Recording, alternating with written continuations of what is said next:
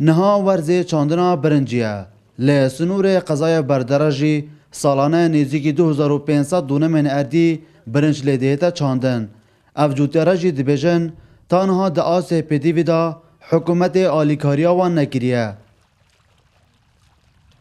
حکومت خود تبای هاری مناکه نه چیمیه و نه درمان بزاره و نه چیا پیشی نو که هبو نو کش نیم چیمیه پگرانی کرد او هر دی بیاریش بزاره حقوی ناینی هر دیش بزاره تینیتن خودی ها پار مبره هی کرده بوی خودی تقریبا بای 600,000 دینار بس من درمان بزاره لیده زیده خمسابو ازا هو تبا چه هاری مناکن ولا هیچ ئەوە 2 ساڵە 3 ساڵە عالام بە فەقیریە هەژاریە و معاشی نینە معاش مەجبورن و کەواغلە بخڕ موظفن تێن لە فەقیری خواکەنێن برنج نەکەن فەلاحەتی نەکەن ئیدارە نابن پێی 200 دینارە زاپە تایبەتی بە هەندێک تێن بە فەقیریا خۆتێن نەخۆ ناهێن برنجەکەن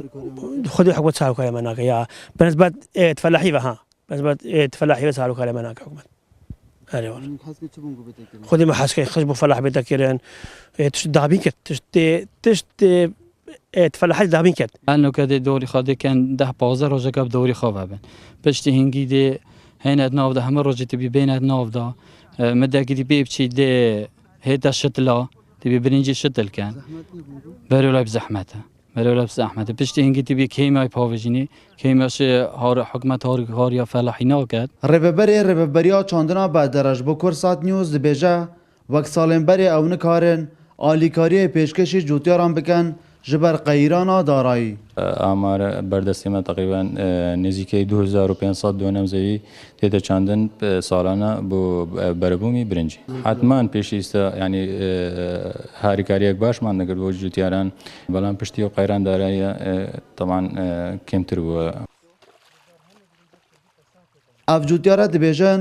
eger hikûmet piştevanî wan biket û girîngî bi berhemê xûmalî bidet ew dikarin salana berhemekî zorê birincî berhem bînin û di şiyana wan de ye bihête hinartin bû dervey herêmê. Li wî demê jî hem cûtiyar û hikûmet dê mifadar bin ji dahatê vê berhemeyî. Dilbirîn Gazî, Kursat News, Berdəڕەş.